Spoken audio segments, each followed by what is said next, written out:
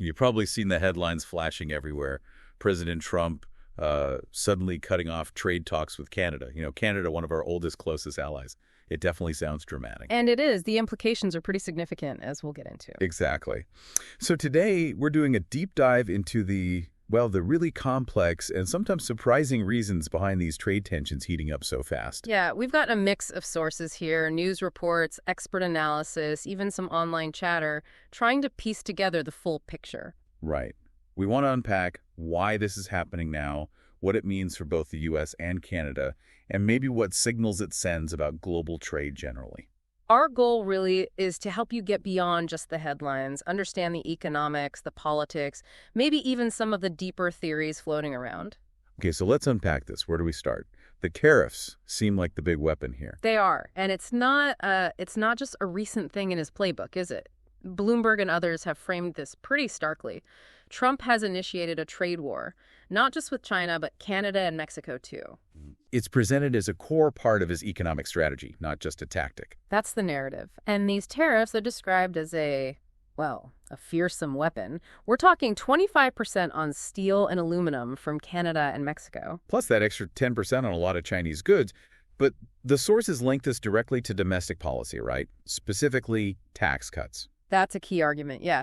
The idea is you need revenue to offset these big tax cuts. Remember the first term, corporate taxes slashed from 35% down to 21%. And he's talking about going even lower, maybe 15% by next January. Exactly. So, the question becomes, how do you pay for everything? Especially with deficits projected to be, $2 trillion or more by 2026, it creates a fiscal hole.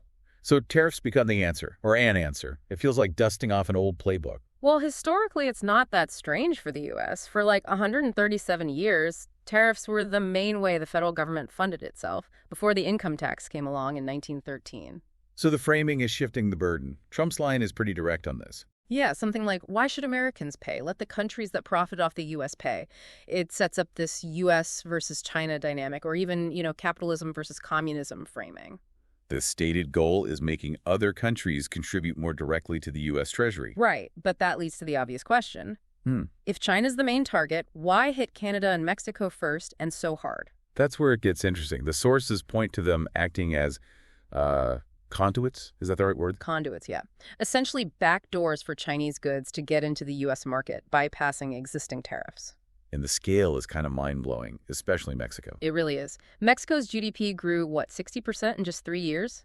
From about $1.1 trillion in 2020 to nearly $1.8 trillion by 2023. That's huge. Almost unheard of for a developed economy. And sources link that surge directly to this role as an export platform for China. Chinese exports via Mexico to the U.S. went from $4 billion in 2016 to over $13.5 billion by 2022. A massive workaround. And Canada, too, after 2021. Canada, too, yeah.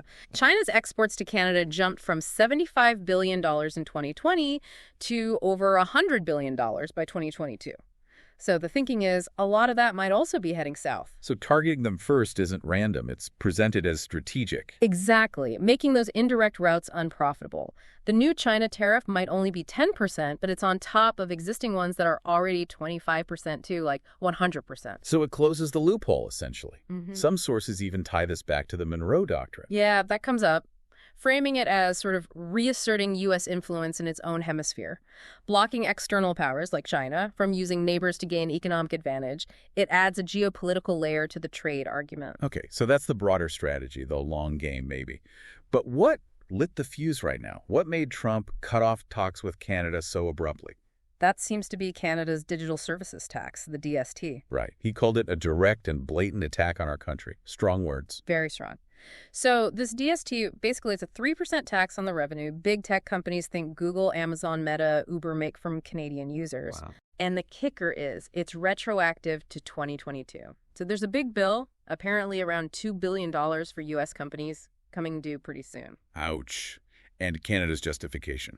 They see it as modernizing their tax system, making sure these global digital giants pay their share in Canada like other businesses do, and importantly, using some of that revenue to support Canadian cultural industries. Which they feel are maybe threatened by these big platforms. That's the argument. But the timing of Trump's reaction is what's got everyone talking. Because this DST wasn't a secret, right? It passed in 2024. The U.S. knew about it for years. Exactly. So why the sudden blow up now? Some sources are calling it a curveball, maybe even a squirrel distraction. A distraction. From what? Well, one theory is it creates headlines, talking points, especially as that deadline for his 90 trade deals in 90 days promise was approaching. And, well, not many deals had actually materialized. Ah, okay. So create some action, show toughness, shift the narrative. That's one interpretation floating around. Regardless, his demand is clear. Canada needs to scrap the tax. He basically said the U.S. has huge economic power over Canada, and they shouldn't test it. They were foolish to do it, I think was the quote. Very direct. Extremely direct.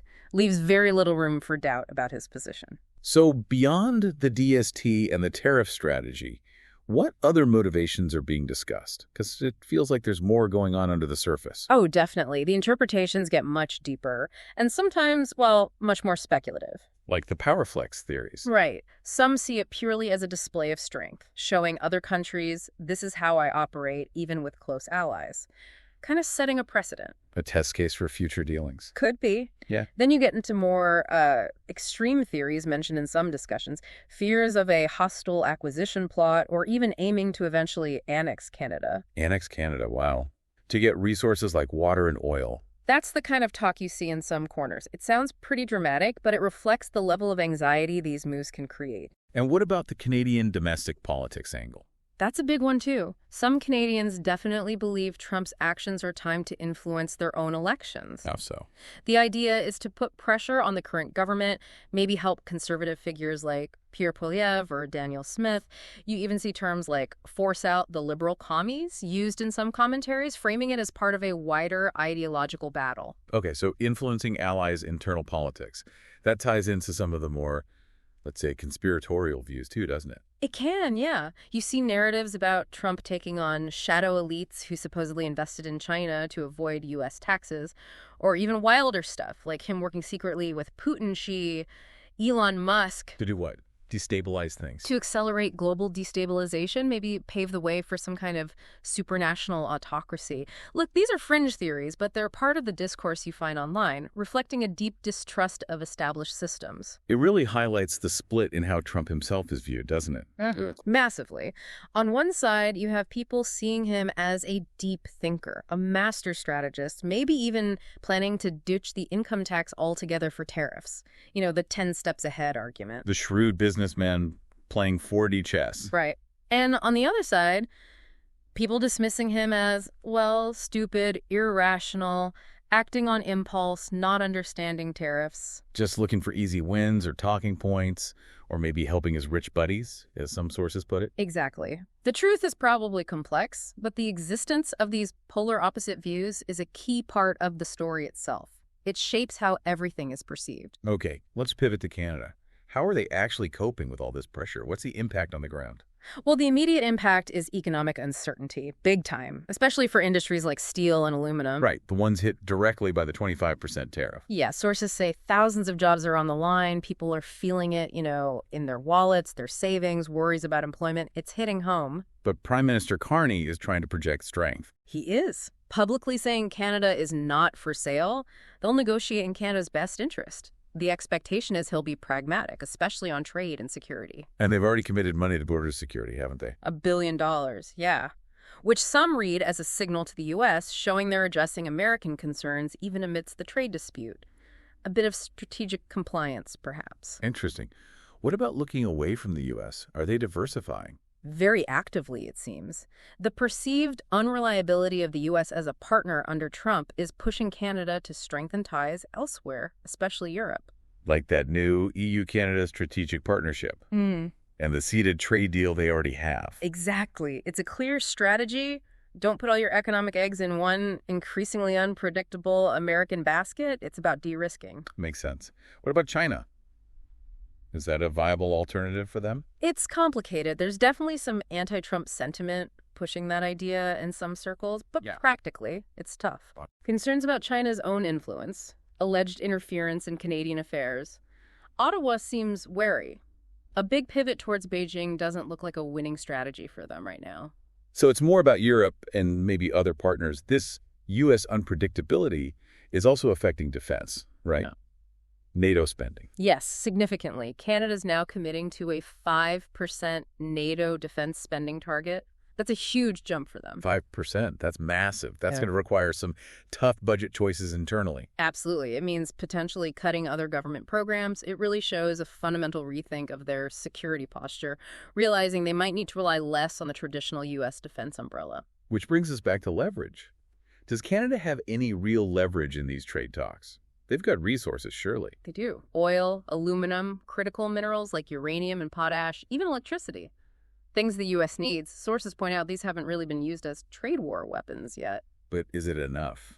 There's a feeling, maybe pushed by Trump himself, that the U.S. just holds all the cards. That's the perception, certainly, that Canada and Mexico realistically have fewer options than to eventually find some kind of compromise with the U.S. due to that deep economic integration. And all this external pressure must be stirring things up inside Canada, Oh, too. definitely. It's highlighting those existing internal divisions. You're seeing talk about renewed separatist pushes, potentially in Quebec, maybe Alberta. Economic pain tends to fuel that kind of discontent. Exactly. It puts enormous pressure on the federal government. We're seeing calls for new leadership, reflecting public frustration with the economic situation and the unstable U.S. relationship. It shows how quickly external shocks can inflame internal fault lines.